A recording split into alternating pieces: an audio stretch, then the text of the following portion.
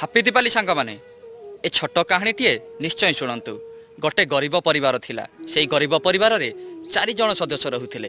ଜଣେ ବ୍ୟକ୍ତି ଥିଲା ଆଉ ତାର ପତ୍ନୀ ଏବଂ 2ଟି କୁନି କୁନି ସନ୍ତାନ ରହୁଥିଲେ। ସେ ବ୍ୟକ୍ତି ଜଣକ ମାଟିରେ ବିଭିନ୍ନ ପ୍ରକାରର ଆକୃତିର ଖେଳନା ତିଆରି କରି ବଜାର ଯାଇ ବିକ୍ରି କରୁଥିଲା ଏବଂ ନିଜର ପ୍ରତିପୋଷଣ କରୁଥିଲା।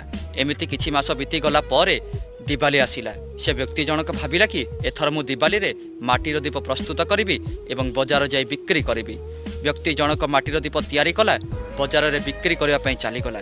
ସେଠି ଯାଇ ଦେଖିଲା କି ଶହ ଶହ ଟଙ୍କା ଦେଇ ବାଣ ଫଟକା କିଣୁଛନ୍ତି, ଅଥଚ 2 ଟଙ୍କାର ମାଟିର ଦୀପ କୌଣସି ବି ଲୋକ କିଣୁନାହାନ୍ତି। ସକାଳରୁ ସନ୍ଧ୍ୟା ହେଇଗଲା ସିନା ମାଟିର ଦୀପ ଗୋଟେ ବି ବିକ୍ରି ନ ହେଲା। ବ୍ୟକ୍ତି ଜଣକ ମନ ଦୁଃଖରେ ଘରକୁ ବାହୁଡ଼ି ଆସିଲା। ତାର ପିଲା ଛୁଆ ତେଣେ ଅପେକ୍ଷା କରିଛନ୍ତି, ବାପା କ'ଣ ଆଣିଥିବ, ଆମେ ତାକୁ ପ୍ରତିପୋଷଣ କରିବୁ। ଅଥଚ କ'ଣ ହେଲା?